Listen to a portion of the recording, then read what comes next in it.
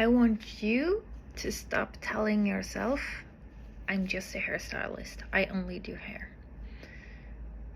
You do amazing work every single day in the salon.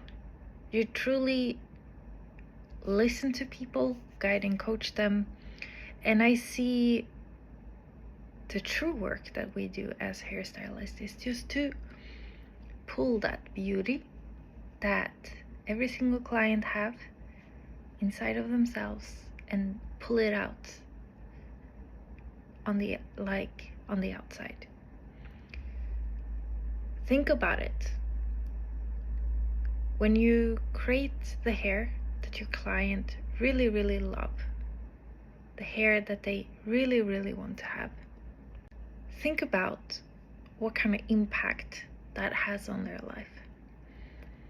Think about what kind of ripple effect that has on that person and the people around them.